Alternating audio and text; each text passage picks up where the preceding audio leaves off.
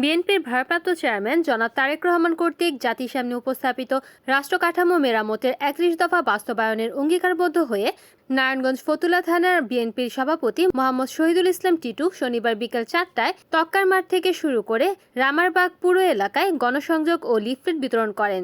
এ সময় তক্কার মাঠ এলাকাবাসীদের সাথে ভারপ্রাপ্ত চেয়ারম্যান জনাব তারেক রহমানের ৩১ দফার বিষয় নিয়ে আলোচনা, মতবিনিময় ও ধানের শীষে ভোট দেওয়ার জন্য উৎসাহিত করেন। এ সময় উপস্থিত ছিলেন কুতুবপুর ইউনিয়নের বিএনপির সাংগঠনিক সম্পাদক এস.এম. আনিসুর রহমান, হাজী মোহাম্মদ শহীদুল্লাহ ও আরও উপস্থিত ছিলেন নারায়ণগঞ্জ ফতুল্লা থানার বিএনপির অন্যান্য নেতৃবৃন্দ। বাংলাদেশে একটি নির্বাচন করার জন্য বর্তমান সরকার একটি রূপরেখা ঘোষণা করেছিলেন, কিন্তু ষড়যন্ত্র এখনো চলছে এই নির্বাচনকে প্রতিহত করার জন্য। আমি বলতে চাই, বিগত ১৭ বছর আপনারা অনেক কষ্ট করেছেন, রাজপথে আন্দোলন সংগ্রাম করেছেন, নিজের জীবন বাজি রেখে অনেক ভাইকে, অনেক সহযোদ্ধাকে হারিয়েছেন। আপনাদের সবার সজাগ থাকতে হবে।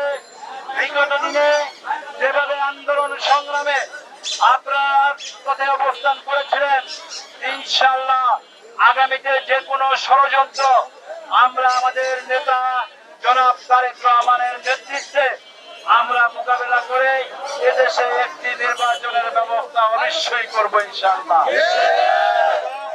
এই সরকারকে বলতে চাই, আপনারা যেই তাল বাহানা শুরু করেছেন, ইতিমধ্যে বাংলাদেশের সাধারণ মানুষ আপনাদের এই কুচক্রী যে চিন্তা ভাবনা সাধারণ মানুষের বুঝে গিয়েছে। তাই আপনারা অতি শিগগির আপনারা নির্বাচনের ব্যবস্থা করুন। নির্বাচনের আগে বাংলাদেশের মাটিতে কোনো গণভোট হবে না।